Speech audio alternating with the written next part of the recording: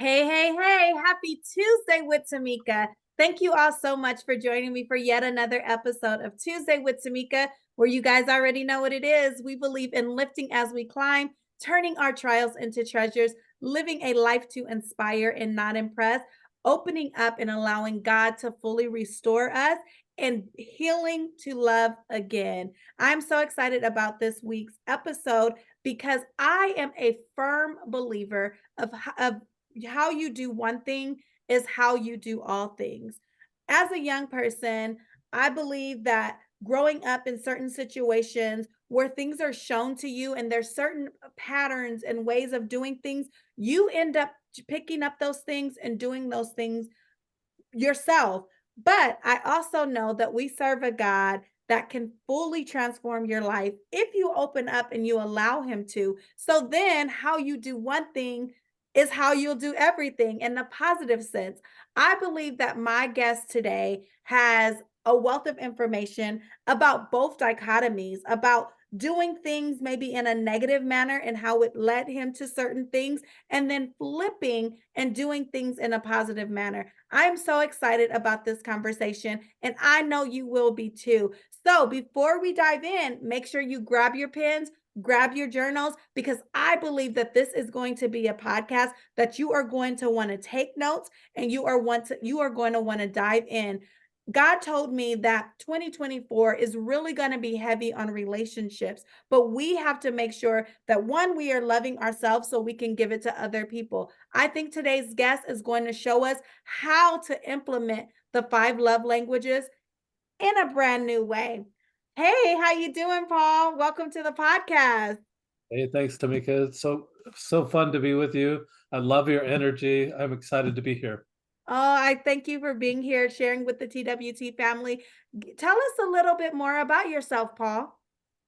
Well, as I was mentioning before we were on air, I was mentioning that I came from a angry family, and an angry culture is a culture that really there's no boundaries. There you can do whatever, say whatever.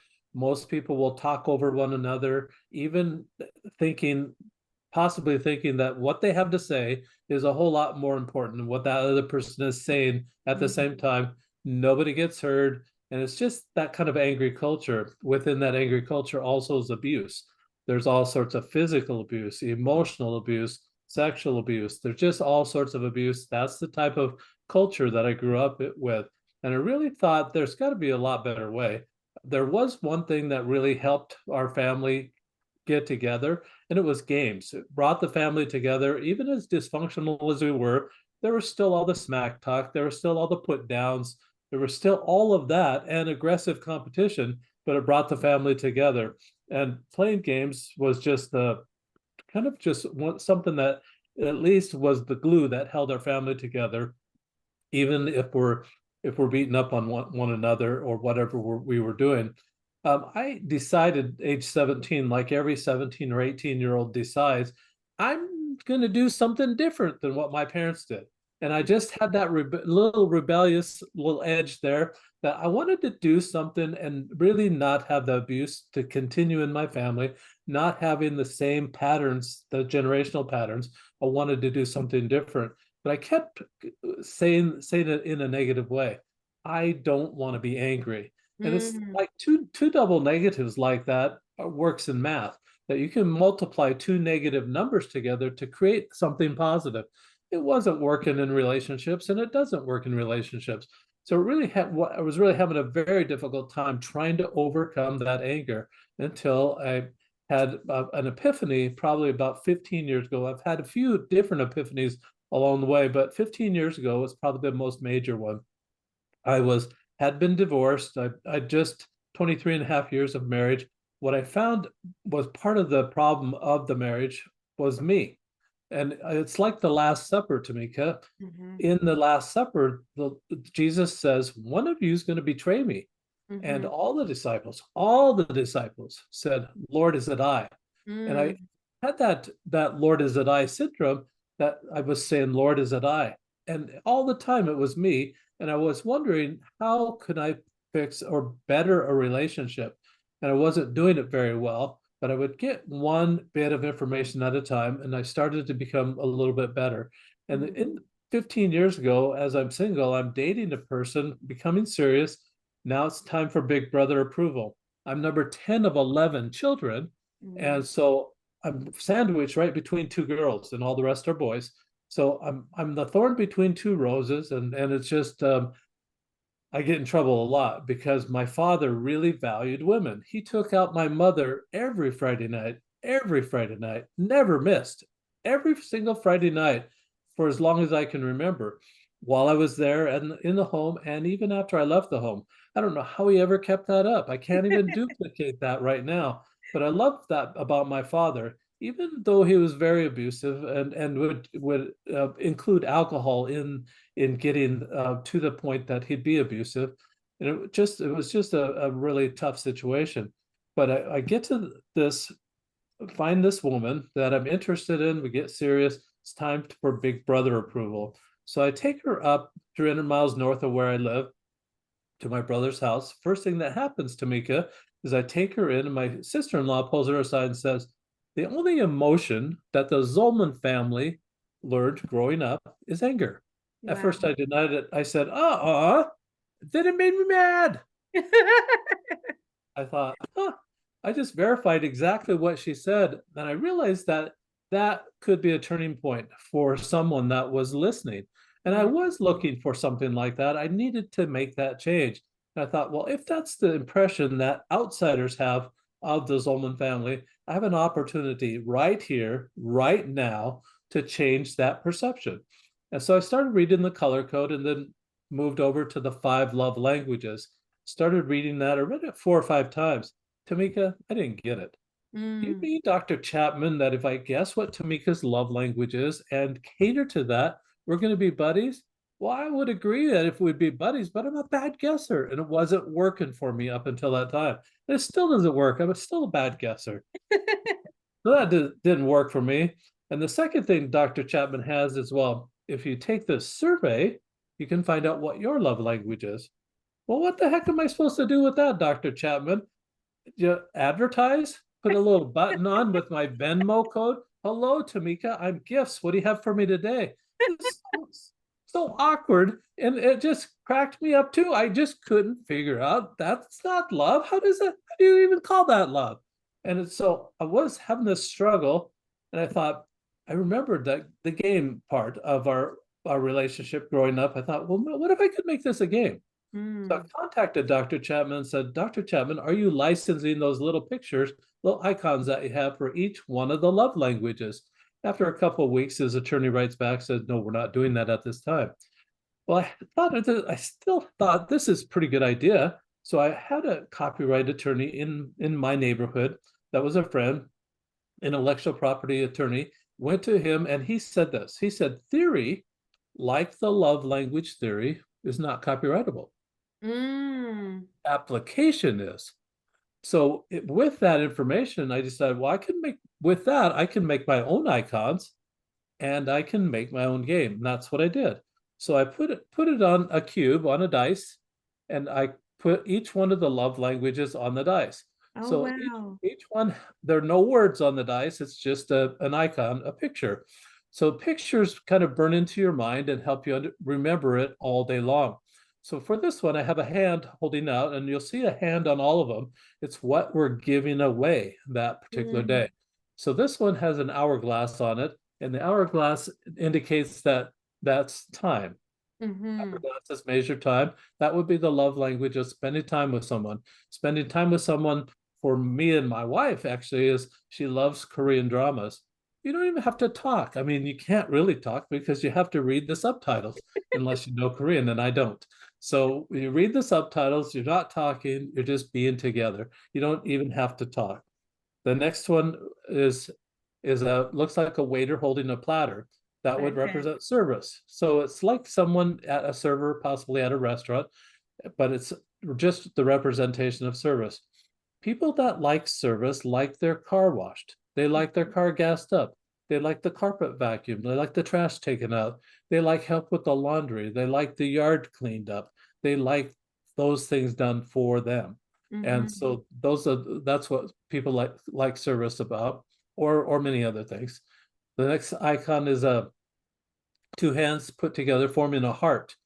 And out of that heart is a little conversation fly out, something that you might see in a cartoon. But what that does means is that the heart is speaking, that Mm, those would be the words of the heart. So this symbol represents words. The next one is two hands, looks like they're holding each other. That would be touch. And then the last love language, it would be a hand holding a gift.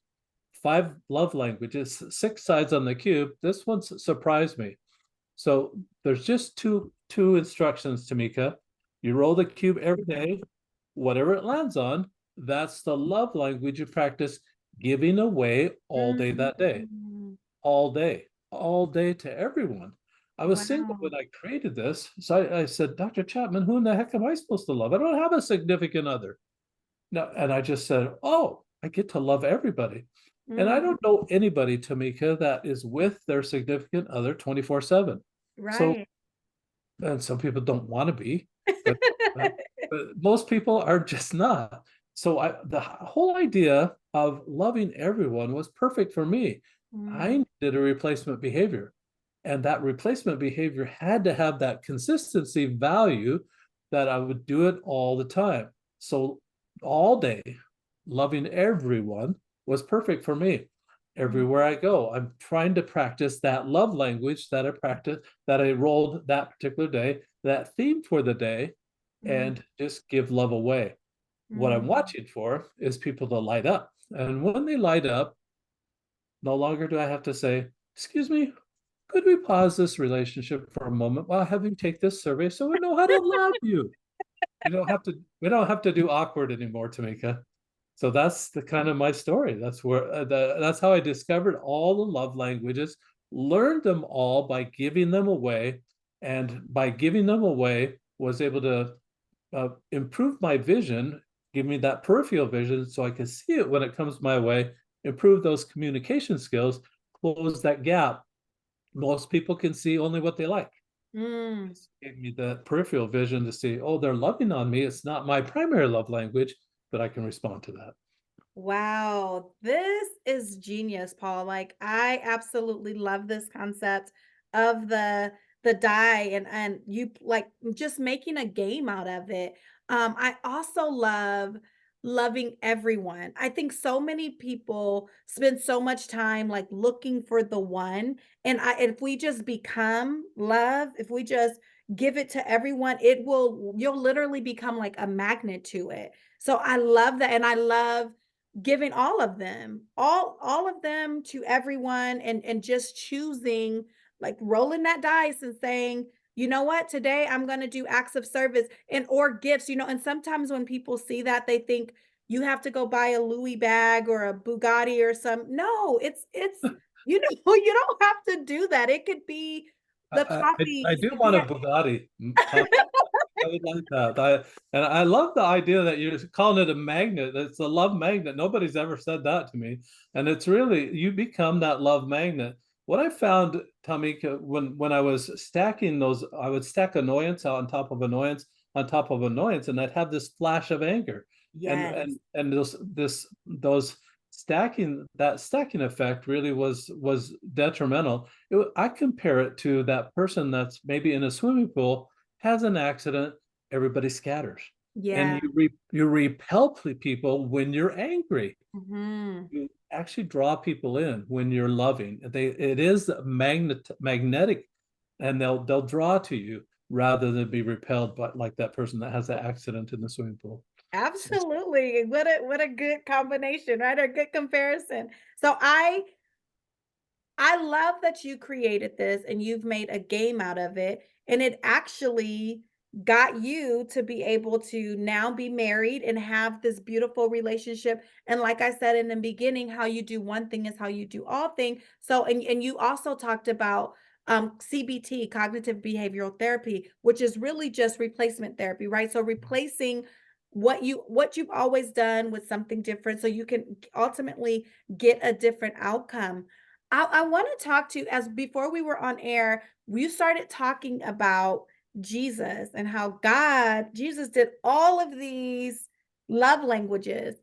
I've never ever in all my years of church and of coaching and all of this, I've never heard this concept. So I want you to enlighten me and share with me how he did these things and how us being I'm a firm believer that we're created in his image. So if he did it, we can do it. And I feel like it'll even free us of feeling like only have to do it this way or receive it this way or get it this way. I don't know if that's where you're going, but I would love to hear more about that.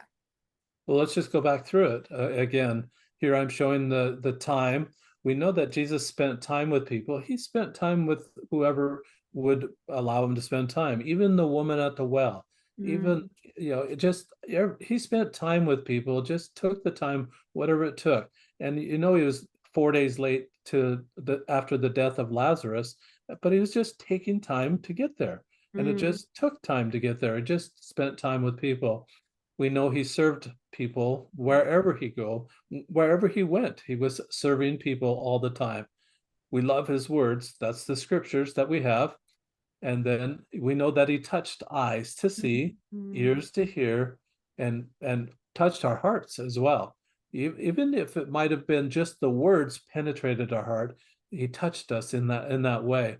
And then he had the gifts of the Spirit. So every mm, single love language that you see on the dice, or just all the five love languages, were represented in the life of Jesus Christ. That's not all of it, Tamika, though. And let me tell you how it really made the transition for me. What I realized was I was focused on what's wrong with everybody else, what their faults were. And from that angry atmosphere that I came from, that angry culture I came from, also comes criticism of other people, mm, because you're elevating yourself to make yourself feel better and make somebody feel lower than you. And mm. that's just part of that angry culture. I had to get away from that. It's just an awful, awful habit. I realized that my criticism of other people was because I thought I knew better to make better choices for them. When I realized that that's a boundary that I really should not be crossing, I should not be looking over that fence and saying, "Why are you doing it that way? What's wrong with you?" Mm, Instead of focusing on what's wrong with them, people have faults. People make mistakes. Everybody makes mistakes. Nobody's perfect. But maybe 10 to 20% of their personality might be faulty or mistake ridden, or have failings. I was missing 80 to 90% of the good of that person. wow. And once I started rolling the die, I'm, instead of watching for what's wrong with that person, now I'm watching what's right with that person. Yeah. What can I love about that person? And I did that about face. It's a totally different direction to be looking. I'm looking this way, the next time I'm looking this way. And Mhm. as I focused on what's right now about people as I'm rolling the cube, I'm so busy with that 80 to 90% of what's good about people. I don't have time to be annoyed. I don't have time to manage their business. I don't have time to be thinking that I have the opportunity to make choices for them. Yeah. Thank goodness, Tamika, because it's such a relief. It relieves me from a burden I thought I had, which I Mhm. really couldn't have even thought I had that. But I'm so relieved. I only get to manage myself. And That's then so good. I can, and I realized that I can't bid love to come my way. Even if I told someone what my love language was, and what if they didn't do it? You get down to this whiny voice of, "Well, I told you how to love me. Why aren't you doing it?" And you didn't want to get to that pity party. So Mm. to avoid the pity party, you say, "I'm sending this out today. I'm watching for people that will light up in that genre, that love language. I'm keeping track in my mind who likes what. The people Mhm. that light up, I'm making their day. There's great satisfaction in helping someone have a better day.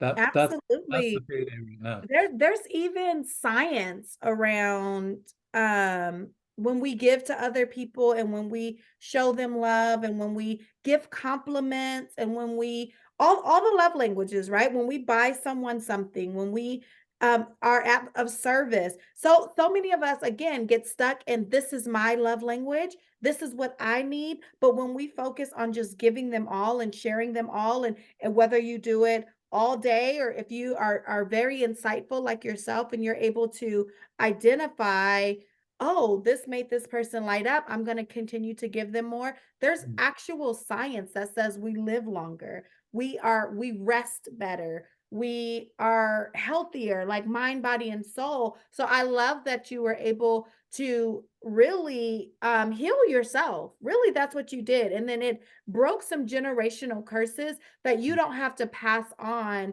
and something in your family. And I'm sure even if all I am also I'm the oldest, so you're kind of like the baby boy. I'm the oldest of 11. So I Wow. know what it feels like to have that big family.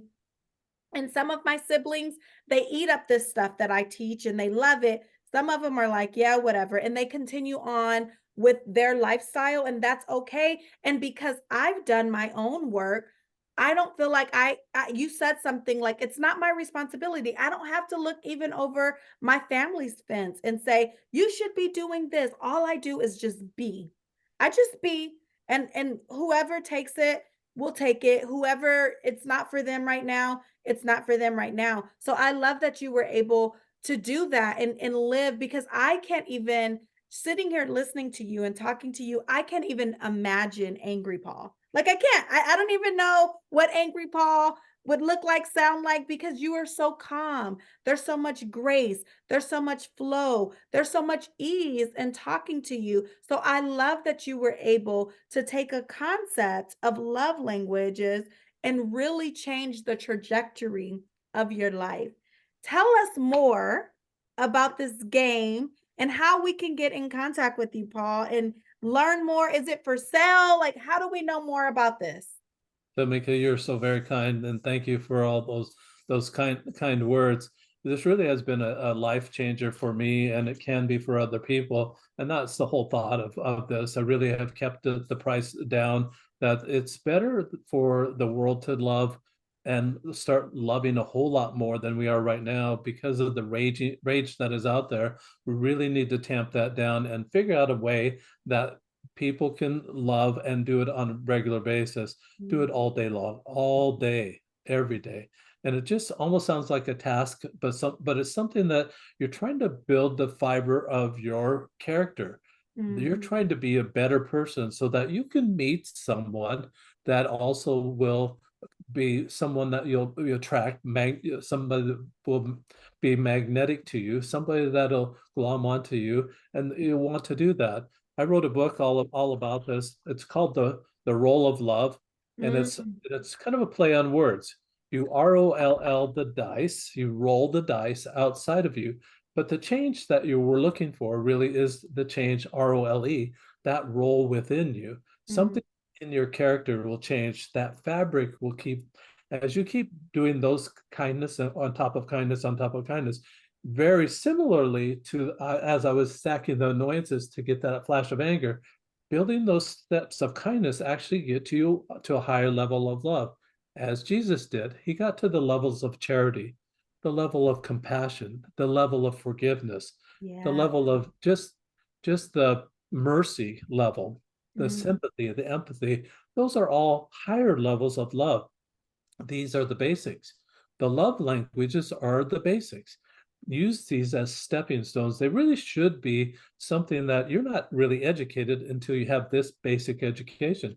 It's like the high school education, but graduate from that and get to these higher laws of love and mm, extend that. So your words are very, very well accepted. Thank you for your kindness in recognizing that.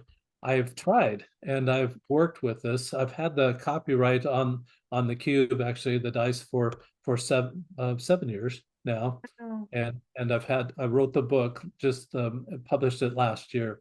So with the book, in addition to the book, also have a way that you can record what you rolled, opportunities you saw to love in that way, and what you did about those opportunities. Becomes a love legacy journal, something that you can actually uh, uh, share, look back 10 years from now and say, well, that was really cool. I forgot that I'd mm. done that.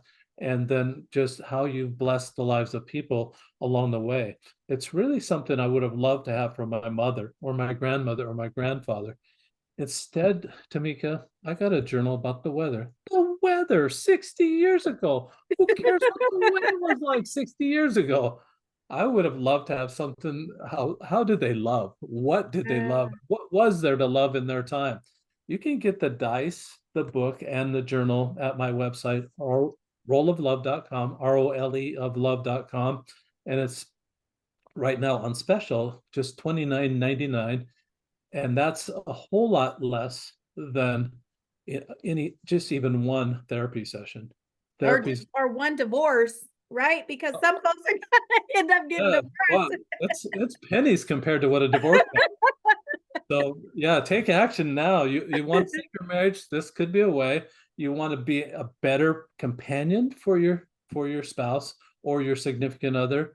This is a great way to do that, to just improve yourself. And that's all we have control over, Tamika. And as I get out of that angry culture, thinking I had control over somebody else, that's the angry culture, because there are no boundaries. Oh, I'm going to tell them what to do. It doesn't work like that. Take care of yourself, improve yourself, and look at the good in other people and try to improve the bad in yourself. I think that we've gotten to the point, Tamika, in America, that we actually look for the bad in other people to elevate ourselves. It doesn't work that way. That's not love. Yeah, It's a lose-lose every it single is. time when we do that. But what you have created is really a win-win for our society. So I am going to have the link in the show notes. I want all of you guys to go over, support this. This is really a ministry. This is something that can change the way that we do love. And I love what you said. You gave me the title of today's episode, which is a love legacy. When you get this book and you write this journal, you could be leaving a love legacy for your children, for your great grandchildren, your grandchildren. Also, for this could be something that for like newlyweds or folks that are dating, you can write this down, and this could be a wedding gift. And you can tell your partner wouldn't even have any idea that for the 2 years you guys dated or the year you dated, every single day you love them a different way, and now you're going to show them how you love them. This is a beautiful concept, Paul. I am so honored that you have come on the show to share it with us. I would love to know, I believe your website is Roll of Love.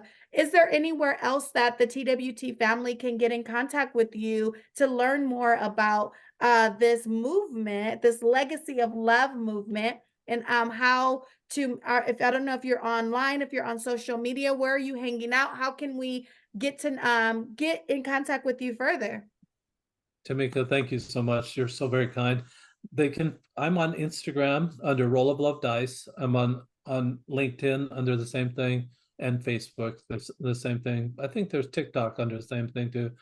I'm so old, Tamika. I have a social media manager that's very young. She's very good at what she does, and she just takes care of it. But I believe that those are the places. I will actually send you the links that she's Perfect. provided with me. You'll have all those links to the social media.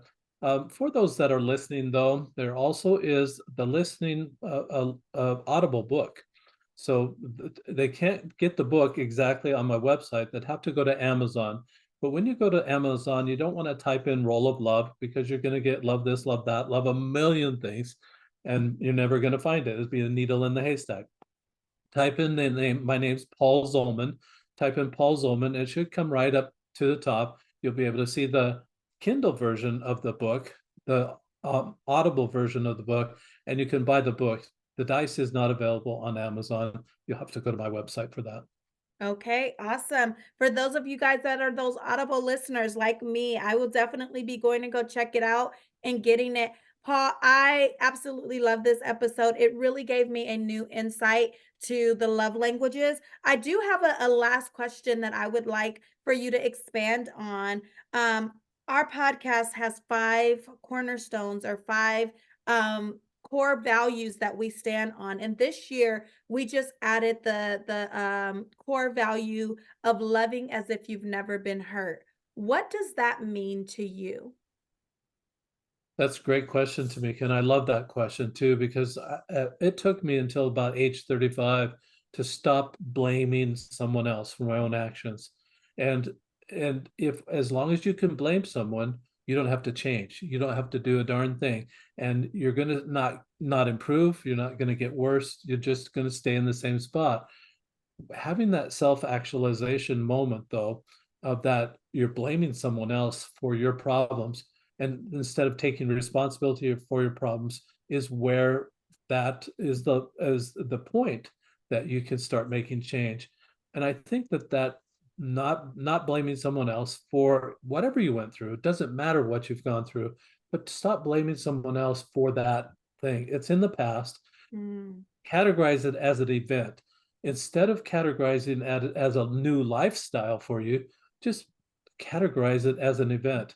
It was an unfortunate event, and that my childhood was unfortunate in the abuse that was. There was some good times in my childhood, but most of them did not include my family.